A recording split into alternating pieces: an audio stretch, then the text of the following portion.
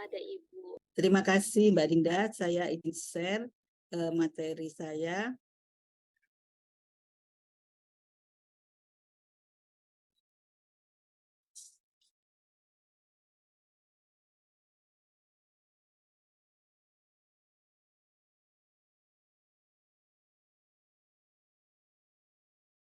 Selamat pagi, ini semua pesertanya nutrisionis ya, ahli gizi atau dietitian ya. Jadi saya sudah sangat senior ya, sudah pensiun dari tahun 2016. Jadi selamat pagi untuk sebenarnya mungkin banyak yang anak-anak ya, kalau saya menyebutnya ya sebagai anak-anak saya, tapi nggak apa-apa saya sebutkan saya adik-adik. Selamat pagi adik-adik semua dietitian yang mengikuti webinar ini.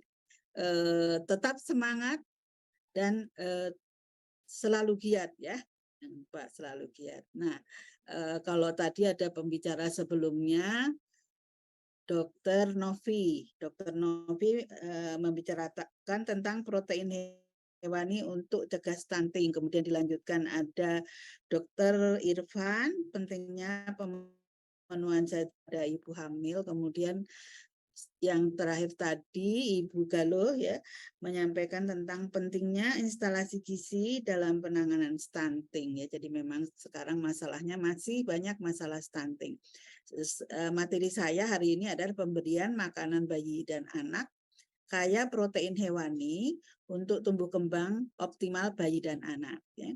Kemudian apa yang akan saya sampaikan, ada pendahuluan nanti sedikit, kemudian standar emas pemberian PMBA yang terdiri dari inisiasi menyusui dini, kemudian ada pemberian ASI eksklusif, pemberian MPASI mulai usia 6 bulan, pemberian ASI sampai usia 2 tahun atau lebih ya. Kemudian selanjutnya ada kelompok makanan apa yang tercakup dalam MPASI. Nah, setelah itu ada standar makanan MPASI tinggi protein hewani. Ya, ini memang tujuannya untuk mencegah dan mengatasi stunting. Terakhir nanti kita akan simpulkan. Kita lihat dulu ya masalah gizi secara global di dunia. Ini data dari WHO tahun 2021 bahwa balita 22,7% menderita stunting. Wastingnya 6,7% dan ada overweight ya, ada yang kurang, ada yang lebih. Overweightnya 5,7% ya. Nah ini kita lihat di Indonesia, angka wasting di Indonesia ini dari beberapa data mulai tahun 2018 menunjukkan penurunan ya. Terakhir 7,1, ini tahun 2021. Ada data baru yang baru muncul, belum sempat saya masukkan dari SSGI, wastingnya naik 7,7%. Nah ini yang harus kita menjadikan perhatian ya. Kita targetnya 2024 7% ya. Nah, ini sudah turun 7,1% kok naik ini tahun 2022. Ya, kemudian stuntingnya bagaimana? Stuntingnya kalau kita lihat data dari 2018 terlihat penurunan ya. 2021 24,4% dan data terakhir yang belum sempat saya masukkan dari SSGI 2022 turun menjadi 21,6% ya. Bagus ya turun, tapi kita belum boleh langsung bergembira. Kita masih harus berusaha keras karena targetnya 14,0% ya, 14%. Jadi kita masih harus menurunkan setiap tahunnya nanti sekitar 3-4% ya, tinggi yang harus kita turunkan. Jadi memerlukan usaha yang cukup berat ya. Ini pola keragaman makanan MPASI ya di dunia. Jadi pengenalan pertama MPASI usia 6 bulan 73% ya, kemudian pemberian ASI diteruskan sampai 2 tahun ini 65%. Pemberian sayur 59%. Kemudian pemberian makanan dengan frekuensi yang standar yang minimal 52%, berarti masih banyak ya bayi yang diberikan dengan frekuensi kurang dari standar ya. Kemudian ini pemberian lauk protein hewani, hanya 45% ini di dunia. Minimum dietary diversity ya, keanekaragaman 29% ya. Nah, ini angka stunting kalau kita lihat dari awal baru lahir ya. Baru lahir sudah banyak stuntingnya nih. Ini tahun 2021 hampir 20% ya. Jadi kenapa sudah kondisi stunting pada saat lahir ya? Ini disebabkan karena ibu hamilnya sejak masa remaja itu kurang gizi dan anemia ya. Tadi sudah disinggung oleh pembicara sebelumnya ya. Jadi stunting itu sebenarnya terjadi mulai penyebabnya dari masa remaja, kurang gizi di masa remaja dan anemia ya di masa remaja. Nah, kemudian ini kita lihat ada peningkatan kejadian stunting ya, mulai bayi sampai usia 23 ya, peningkatan yang cukup tinggi. Nah, ini tentunya ini kan mulai pemberian MPASI. Di sini ada ASI eksklusif ya. Sebenarnya kalau dengan pemberian ASI eksklusif saja itu kebutuhan gizi bayi kan sudah terpenuhi. Tapi pemberian ASI eksklusif di Indonesia juga tadi masih rendah ya. Jadi ini menyebabkan terjadinya stunting juga. Kemudian di sini pemberian MPASI ya. Pemberian MPASI yang mungkin dari kualitas dan kuantitasnya masih kurang, terutama juga kurang pemberian protein hewani. Ya, jadi kita lihat pola makan bayi ya. ASI eksklusif hanya 52% ini tahun 2021 ya di Indonesia. Kemudian pemberian ASI mulai 6 bulan hanya 4,7% ya. Jadi masih sangat rendah. Ini masih bisa kita tingkatkan seharusnya ya. Pemberian MPASI beragam 52,5% ya. Ini kita lihat data yang terakhir tahun 2022 SSGI ya. Kejadian stunting. Bayi baru lahir masih tinggi 18,5% ya. Turun sedikit tadi kan hampir 20%. Kemudian peningkatan kejadian stunting mulai dari pemberian MPASI ya.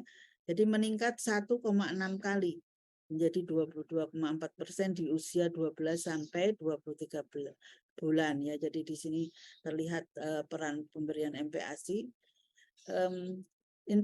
Intervensi ini yang spesifik yang diberikan ini mulai dari remaja sebenarnya ya, ada screening anemia. Kemudian ada program pemberian tablet tambah darah untuk remaja ya. Jadi anak-anak SMP itu biasa suka dikasih, SMA ya tablet tambah darah. Kemudian pada saat kehamilan, supaya nanti pada saat lahir tidak stunting atau BBLR ya, ada pemeriksaan kehamilan, juga pemberian tablet tambah darah untuk ibu hamil, kemudian pemberian makanan tambahan untuk ibu hamil yang kurang energi kronis ya. Nah, untuk balitanya ada ASI eksklusif dan juga salah satu lagi ada pemberian MPASI kaya protein hewani ya bagi anak di bawah usia 2 tahun ini ya namanya. Yang lainnya ada tata laksana balita yang ada masalah gizinya, kemudian ada peningkatan cakupan perluasan imunisasi ya dan lainnya. Nah, apa sih dampak stunting? Stunting itu tadi sudah dijelaskan oleh Dr. Novi ya, Pak, yang dimaksud dengan stunting ya. Sebabnya itu adalah kekurangan zat gizi pada periode 0 sampai 2 tahun bersifat irreversibel sehingga berdampak pada kualitas hidup jangka pendek dan jangka panjang. Nah, ini akibatnya jangka pendek, akibatnya jangka panjang. Jadi ada gangguan pertumbuhan fisik, kemudian juga meningkatkan mortalitas ya karena penyakit infeksi. Jadi karena imunitasnya juga menurun. Kemudian akan mempengaruhi juga prestasi belajar, kemampuan kognitifnya di masa yang akan datang. Nah, tadi ini menurunnya kekebalan sehingga mudah sakit, meningkatkan angka mortalitas juga. Nah, ini juga meningkatkan risiko obesitas di usia dewasa ya sehingga nanti menimbulkan munculnya penyakit degeneratif.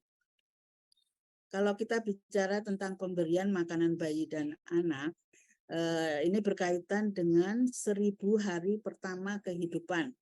1000 hari pertama kehidupan yaitu pada saat hamil 9 bulan, 270 hari. kemudian diberikan ASI eksklusif selama 6 bulan, ya 180 hari, kemudian pemberian MPASI di samping ASI selama 550 hari, jadi 1000 hari pertama kehidupan, ya. Jadi di hari 1000 hari pertama kehidupan ini terjadi pertumbuhan dan perkembangan otak, ini yang penting juga ya untuk generasi yang akan datang supaya lebih berkualitas, ya. Kemudian kekurangan gizi pada masa 1000 hari pertama ini ya mengakibatkan gangguan pertumbuhan fisik tadi stunting dan gangguan perkembangan otak atau gangguan kecerdasan. Jadi dampak kekurangan gizi pada periode ini bersifat permanen atau berjangka panjang, ya. Jadi oleh karena itu kebutuhan gizi pada periode tersebut harus dipenuhi dengan optimal. Nah, ini mulai dari ibu hamil tentunya tadi ya 1000 hari pertama, ya. Ibu hamil ini tadi sudah disebutkan pembicara sebelumnya ya tentang pemberian kebutuhan zat gizi ibu hamil, ya. Nah, ini kebutuhan gizi ibu hamil trimester pertama, trimester kedua ini ada di buku KIA ya, buku KIA yang terbaru. Kemudian ini kebutuhan untuk ibu menyusui ya. Jadi kalau pada saat trimester pertama masih baru ada peningkatan energi sekitar 180 kalori, trimester 2 dan 3 350 kalori ya. Kemudian ini pada ibu hamil juga penambahan 350 kalori ya. Jadi penting sebenarnya pada awal kehamilan itu semua kebutuhan energi itu bisa terpenuhi ya. Jadi di 20 minggu pertama kehamilan itu terjadi proses pembentukan organ-organ ya, organ-organ tubuh yang penting, kemudian terjadi proses membangun tinggi badan potensial. Nah, ini perlu tambahan, tadi energinya masih hanya sedikit, tambahan protein juga sedikit, tapi harus cukup zat gizi mikro, asam folat, vitamin B12, zinc, dan yodium. Setelah 20 minggu, terjadi proses membangun berat badan potensial ya. Nah, ini difokuskan zat gizinya energi, protein, zat gizi mikro, Fe, kalsium, magnesium, vitamin B kompleks ya. Nah, ini setelah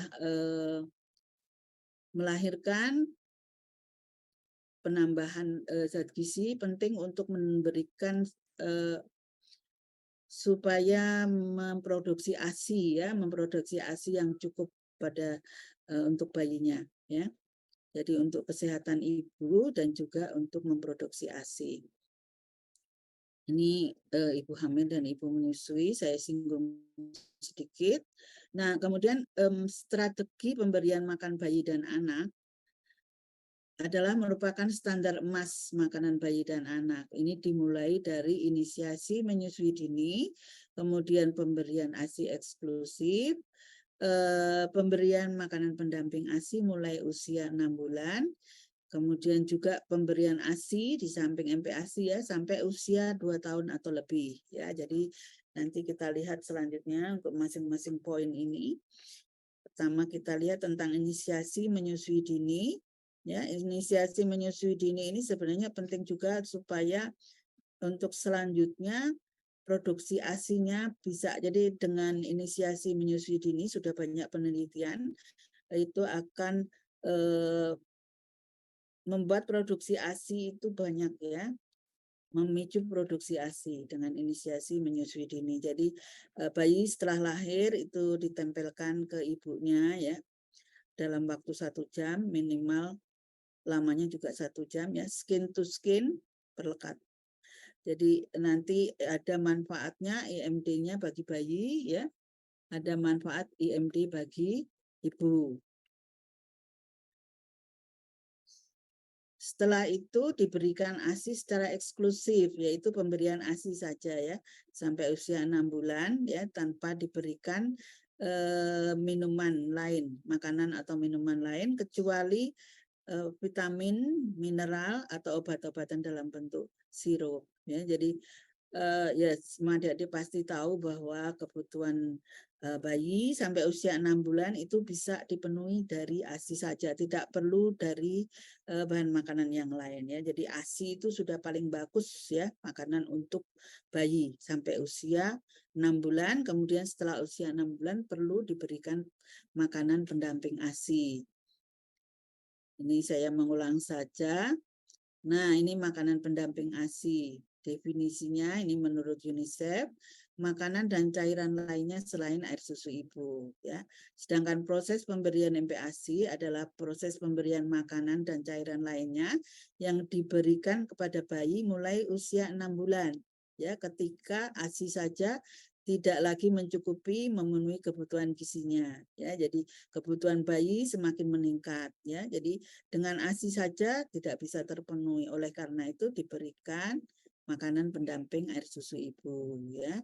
Jadi tujuannya apa? Memenuhi kebutuhan gizi bayi. Memenuhi kebutuhan gizi baik energi, protein dan zat mikronutrien ya.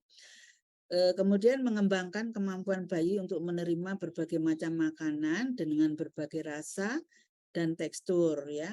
Sehingga bayi akhirnya bisa mampu makan makanan keluarga. Ya, jadi makan itu bagi bayi adalah proses belajar ya. Jadi dia eh, tidak bisa langsung bisa begitu saja. Jadi harus belajar ya, mulai dari tekstur yang lembut, kemudian tekstur yang lebih kasar.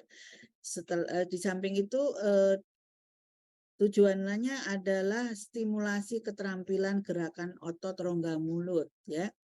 Jadi gerakan otot rongga mulut ini nanti juga akan berguna untuk fungsi bicara. Ya, jadi kalau tidak dilatih akan berisiko pada gangguan sulit makan dan fungsi bicara.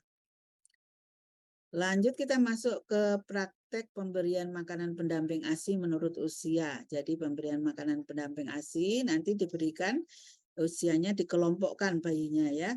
Usia 6 sampai 8 bulan ya, kebutuhan tambahan energinya 200 kalori ya, tambahan energi di samping ASI.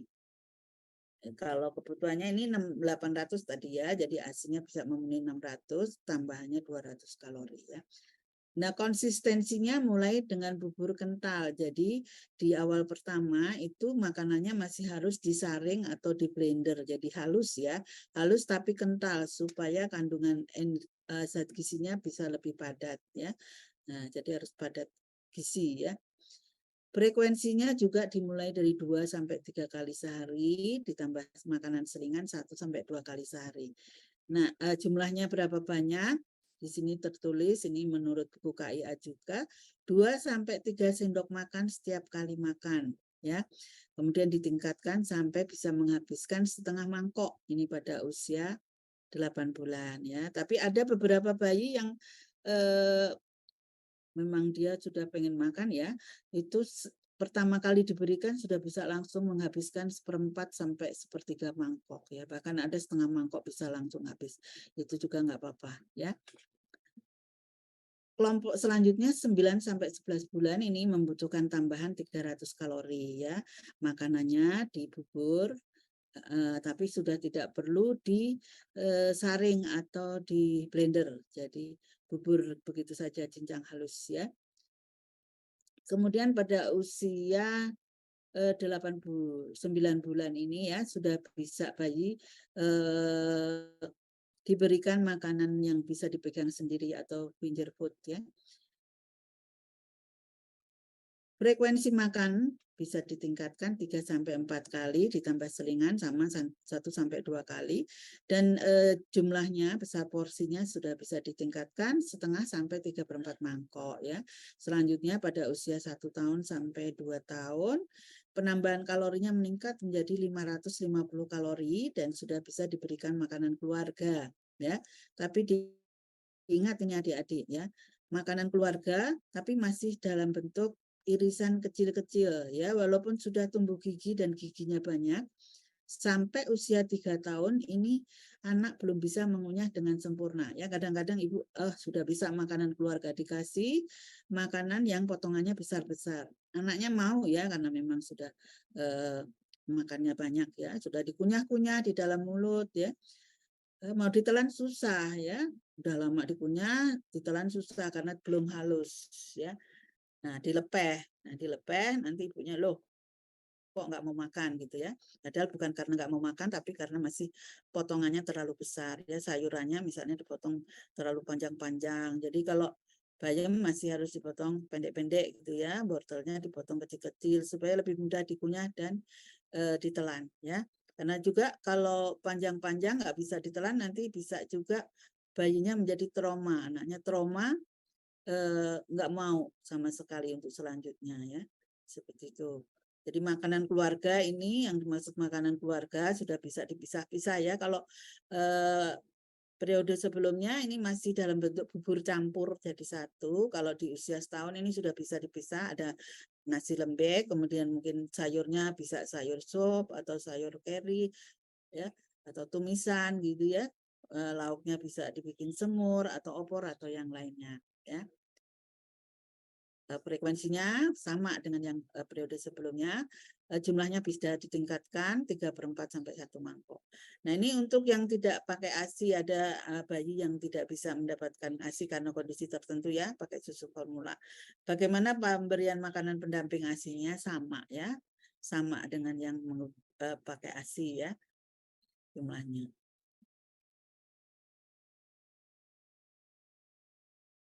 Nah, ini juga untuk edukasi, penting pemberian ASI sampai 2 tahun atau lebih. Ini untuk apa? Ya, ASI bisa masih memberikan asupan gizi pada bayi selain makanan pendamping ASI, kemudian juga masih mempererat ikatan antara ibu bayi. Kemudian pemberiannya tentunya harus diutamakan MPASI-nya dulu, baru diberikan ASI-nya semau bayi. Ya, juga di dalam ASI jangan lupa ada kekebalan tubuh, itu yang penting. Yang lainnya susu lain kan tidak ada ya. Jadi dengan ASI itu bisa meningkatkan kekebalan tubuh sehingga bayi tidak mudah menjadi sakit atau terkena penyakit infeksi, gitu ya. Nah, tentunya pemberian ASI ini harus dilihat ya sampai usia 2 tahun atau lebih dengan memperhatikan pertumbuhan dan perkembangan ya. Jadi kalau bayinya berat badannya naik dengan baik, ASI masih banyak, boleh ASI tetap selalu diberikan ya. Dan dilihat juga bahwa MPASI-nya harus dihabiskan ya. Nah, prinsip pemberian MPASI yaitu ada tepat waktu. Tepat waktu jadi mulai usia 6 bulan diberikan pada saat bayi memang sudah mampu menerima makanan padat ya. Bayi mampu menegakkan kepala, duduk dengan ditopang, tanda-tandanya sudah siap menerima makanan padat. Kemudian adequate, jadi bisa memenuhi kebutuhan energi protein, mikronutrien, kemudian diberikan dengan cara yang benar, ya. Jadi terjadwal jamnya, berapa jam-jam makannya, setiap hari harus konsisten, kemudian juga diberikan dengan cara aman, ya. Jadi disiapkan dengan cara yang higienis, ya, baik yang membuat maupun peralatannya. Kelompok makanan yang tercakup dalam MPASI apa pemberian? Kalau dulu tuh MPASI pertama kali diberikan pisang dikerik gitu ya. Kalau sekarang pemberian MPASI pertama itu sudah langsung gizi seimbang. Jadi mengandung karbohidrat, protein, kemudian vitamin mineral. Ya, jadi 5 kelompok ini ada dalam MPASI dari awal ya. Ya, jadi dari awal itu pemberian sumber karbohidrat yang aman adalah beras ya. Beras itu hipoalergenik, jadi paling aman ya. Kemudian yang lainnya bisa diberikan juga kentang misalnya. Nah, kalau misalnya gandum atau pasta ya, dalam bentuk pasta itu bisa diberikan mulai usia 8 bulan gitu ya. Nah, ini protein hewani tadi yang ditekankan bahwa ini sangat penting untuk mencegah dan mengatasi stunting. Kenapa? Karena mengandung asam amino esensial yang lengkap ya. Pilihlah protein hewani yang banyak mengandung zat besi juga supaya asupan zat besinya cukup ya. Kemudian protein nabati. Protein nabati ini kurang diutamakan, tidak diutamakan. Lebih diutamakan yang hewani ya, karena protein nabati ini mengandung asam esensial tapi tidak lengkap. Jadi tidak semua proteinnya bisa digunakan gitu ya. Jadi lebih bagus menggunakan protein hewani ya. Kemudian sayuran. Sayuran ini untuk memberikan vitamin A dan vitamin C. Tapi diingat ya, bahwa sayuran ini mengandung serat ya, dan kandungan energi proteinnya rendah. Jadi kalau diberikan dalam jumlah banyak, itu akan memberikan porsi yang besar, tapi densitas makanannya rendah. Jadi sayur hanya diberikan sedikit saja, ya. Nanti ada ukurannya. Sayurannya apa saja, tentunya tertentu ya. Tidak boleh misalnya diberikan kol gitu ya, kembung nanti anaknya. Tidak boleh diberikan misalnya sawi gitu ya. Nah awalnya tentunya yang lebih mudah dicerna ya bayam, daun kangkung, wortel gitu ya. Mulai 8 bulan boleh itu brokoli. Brokoli itu juga menimbulkan gas sebenarnya, tapi 8 bulan sudah boleh diberikan brokoli. Kembangnya aja jangan tangkainya ya.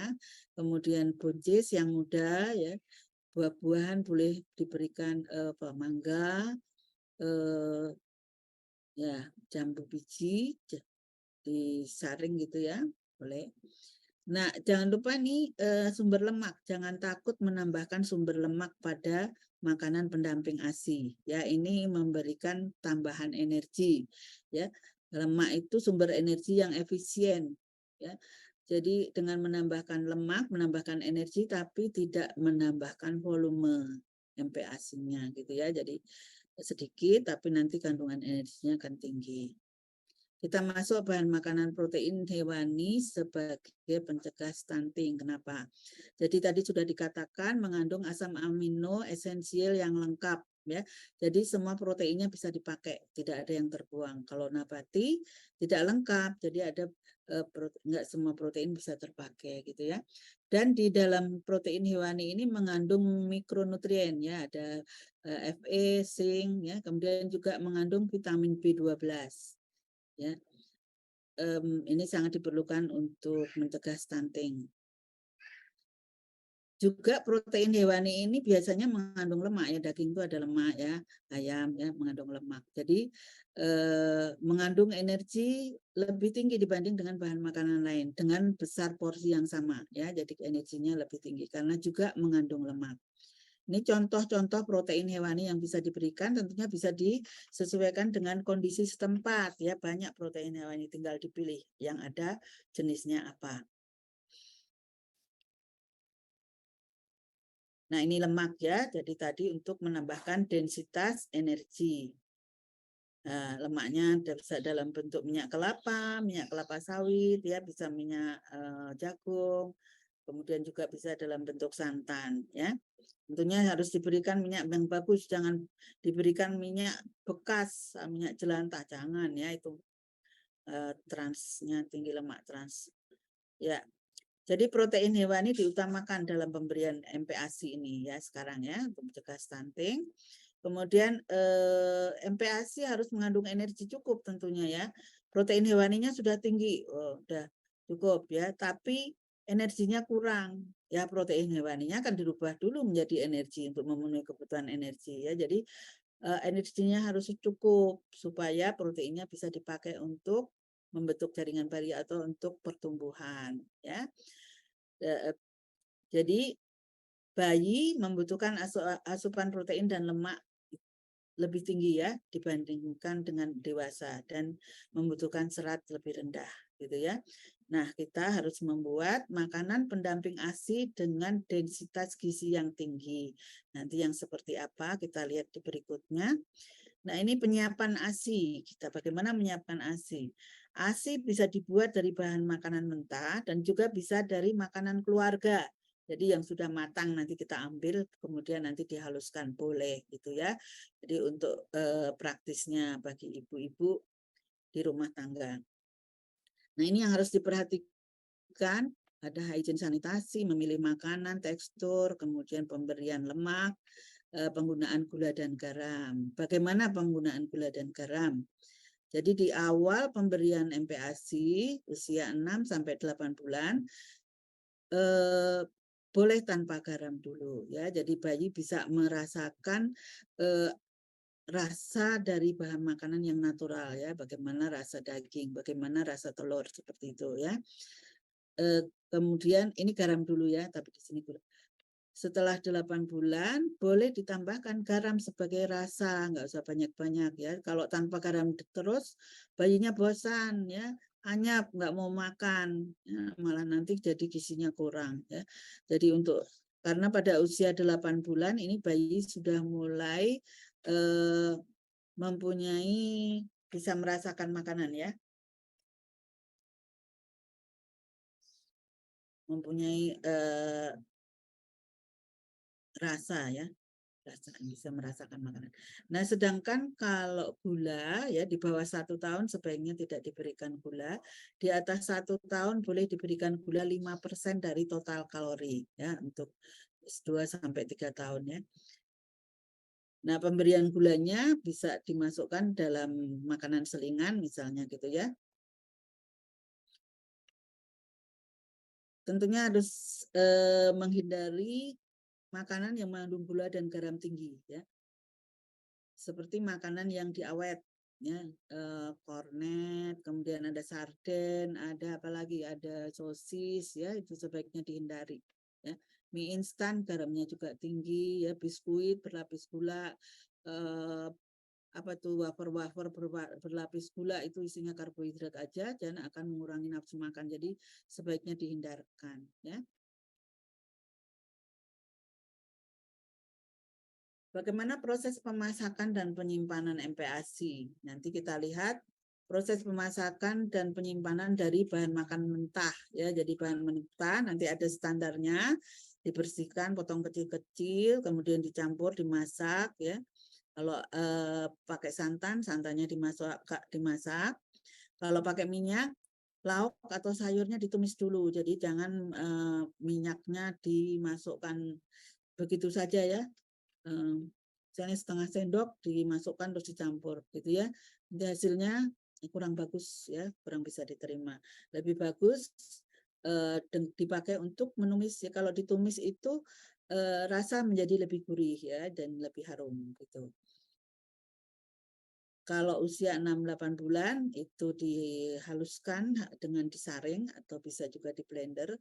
9-11 bulan dibikin bubur kasar saja, tidak usah di blender lagi atau dicincang kasar.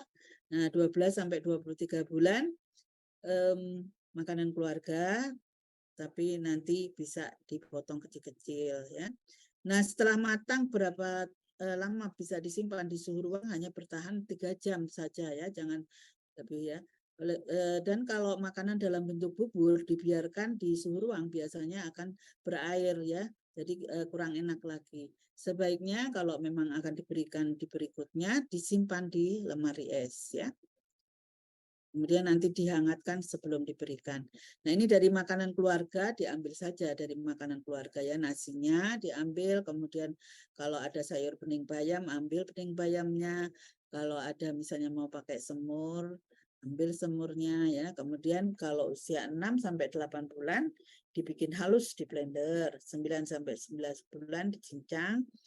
Nah, kalau ini bisa makanan keluarga tadi tapi dipotong kecil-kecil ya, ini sama penyimpanannya. Jadi ini ada danger zone ya, temperatur berbahaya itu antara 5-60 derajat Celcius di mana bakteri mudah bermultiplikasi, bertambah banyak ya. Kalau di atas 63 ini pingsan dulu, kemudian kalau udah 100 derajat bakterinya mati ya. Di bawah 5 derajat disimpan di lemari es, ini bakterinya tidur ya. Nah, kalau dari penelitian umumnya pertumbuhan bakteri ini butuh waktu lebih dari 4 jam untuk berpotensi menimbulkan penyakit ya. Oleh karena itu tadi saya anjurkan kalau di suhu kamar ya paling lama 3 jam. Kita masuk ke standar bahan makanan ya. Standar bahan makanan tentunya kalau adik-adik ahli gizi sudah pernah belajar ya bahwa standar bahan makanan adalah acuan macam dan jumlah bahan makanan yang disusun untuk 1 orang per hari sesuai dengan kebutuhan zat gizinya ya, berdasarkan kecukupan zat gizi ya. Jadi ini disusun berdasarkan kebutuhan zat gizi usia 6 sampai 8 bulan adalah 200 kalori. Disusun standar seperti ini, setiap standar mengandung energi 100 sampai 125 kalori, proteinnya tinggi ya, 15 sampai 20% dan lemaknya 45% ya. Ini ada 5 standar ya. Jadi kalau kita mau membuat misalnya siklus menu ya, siklus menu 5 hari bisa dari standar ini nanti dibuat ya. Nanti juga bisa divariasi, ditukar-tukar boleh juga ya. Ini standarnya ada beras, hati ayam, sayur bayam dan sumber minyak lemaknya minyak kelapa. Ini beras ikan kembung, buncis, beras, telur, ada tempenya, nabatinya, ada wortel, ya, ada minyaknya, ada santannya. Kemudian ini dari kentang, sumber karbohidratnya, protein hewaninya ayam, kemudian ada tahu, sayur labu kuning, margarin gitu ya. Nah, standar 5 nih makaroni. Makaroni tadi bisa diberikan mulai usia 8 bulan ya. Karena ini dari tepung terigu. Mohon izin Ibu Endang menyampaikan waktunya kurang 5 menit lagi, Ibu. Oh iya, baik, terima kasih. Nah, ini contoh menunya yang ini dari makanan keluarga ya. Jadi kalau makanan keluarga ini dari makanan mentah ya. Jadi beratnya tentunya berbeda. Kalau beras 10 gram, kalau sudah matang menjadi nasi jadi 30 gram standarnya. Telur 30 gram, kalau sudah didadar jadi 35 gram ya, seperti itu. Jadi nanti cara pembuatannya seperti tadi sudah saya sampaikan. Ini kelompok berikutnya 9 sampai 11 bulan ya. Tadi bedanya hanya 100 kalori, kebutuhan seharinya kan 300 kalori. Ini dibuat standar sekitar 125 sampai 140 kalori per porsinya, per standar ya. Nah, ini berasnya, kemudian sama, ini bahannya samaannya, beratnya yang berbeda dari kelompok yang sebelumnya. Ini contoh menu dari bahan makanan matang dan ini dari bahan makanan mentah. Jadi ini bentuk jadinya. Ini bentuk jadinya sudah dicampur ya. Kemudian ini usia 12 sampai 23 bulan, jadi di atas 1 tahun ya, tadi sudah bisa makanan keluarga. Nah, itu juga kita buat 5 standar, sama bahan makannya sudah dengan kelompok yang sebelumnya, tapi di sini hanya beratnya yang berbeda tentunya ya, karena di sini kelompok ini memerlukan penambahan 550 kalori. Nah, kalau setiap standar ini kandungan energinya 200 kalori ya. Protein dan lemaknya sama 15 sampai 20% dan 45%. Nah, ini contohnya pembuatan menggunakan makanan keluarga ya. Ya, memang kalau di atas 1 tahun sudah dibuat dalam menu ya. Ini ada nasi lembek, telur dadar, kemudian sayur kare, wortel dan tempe ya. Ada wortelnya, ada tempenya. Nah, kalau yang dari bahan makanan mentah juga sudah bisa dibuat makanan keluarga ya, jadi airnya sama ya. Sama. Ya. Nah, ini tadi standar yang bahan makanan keluarga ya, karena beratnya kan berbeda bahan makanan mentah dan bahan makanan matang ya. Nah, ini ada poster yang dikeluarkan oleh Kemenkes untuk usia 6 sampai 8 bulan, untuk usia 9 sampai 11 bulan. Ya, ini kelihatan ya, ini dari makanan keluarga jadi dari nasi. Ini untuk kebutuhan untuk sehari ya, jangan lupa ini kebutuhan untuk sehari 200 kalori. Ini kebutuhan untuk sehari 300 kalori ya. Nah, ini untuk di atas 1 tahun. Ini kebutuhan untuk 1 kali makan ya. Jadi dari Kemenkes itu posternya dilihat ya, yang 6 sampai 8 bulan, 9 sampai 11 bulan di situ kebutuhan untuk 1 hari. Sedangkan yang 12 sampai 23 bulan ini kebutuhan untuk 1 kali makan. Jadi untuk ini sehari 3 kali ya. Ini makanan selingannya juga diusahakan makanan selingan tetap mengandung protein ya. Jadi ada dari kacang hijau, ada dari daging sapi dan seterusnya ya. Nanti ini bisa dibuat dalam bentuk makanan selingan, misalnya ada bubur sumsum, kacang hijau, perkedel, kentang, isi daging, puding mangga, ini ada susunya, nugget ikan dan talam abon ya, semua mengandung protein. Standarnya semua umur sama ya. Nah, ini contoh pembuatannya. Nah, ikan, ini bentuk jadinya. Nah, ini kalau kita lihat besar porsi 6-8 bulan ya. Karena padat gizi ya, menggunakan santan atau lemaknya 45% dan protein hewani ini besar porsinya nggak terlalu besar ya. Satu porsi ini tidak sampai setengah mangkok, ini hanya sepertiga, kurang lebih sepertiga mangkok. Nah, untuk usia 9 sampai 11 bulan ini hampir setengah mangkok, dan usia 12 sampai 24 bulan ini hampir satu mangkok ya, besar porsinya. Nah, ini kandungan gizinya.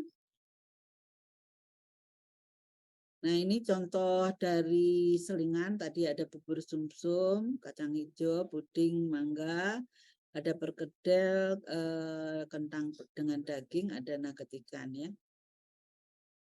Nah, terakhir kita kesimpulkan, jadi pemenuhan gizi pada 1000 hari pertama kehidupan ini sangat penting ya, supaya bayi tumbuh kembang dengan optimal. Jadi tidak akan gizi buruk, wasting, tidak akan stunting gitu ya. Strategi pemberian makanan bayi dan anak, ini dari IMD, ASI eksklusif, MPASI mulai usia 6 bulan, dan pemberian ASI sampai 2 tahun atau lebih. Nah, MPASI dengan densitas gizi tinggi, cukup energi dan protein, terutama protein hewani, diperlukan ya dalam MPASI untuk mencegah gangguan pertumbuhan dan stunting. Yang terakhir, standar makanan. Tadi juga Bu Galuh sudah menyampaikan. Perlu ya untuk menyusun MPASI yang bervariasi, yang mengandung zat gizi cukup untuk tumbuh kembang optimal bagi bayi dan anak. Ya, ini terakhir slide saya. Terima kasih. Semoga masih bersemangat ya, bisa bermanfaat baik untuk di tempat kerja maupun di lingkungan ya, barangkali nanti bisa memberikan pengetahuan bagi ibu-ibu di lingkungannya. Baik, terima kasih. Saya kembalikan ke Mbak Dinda, moderator.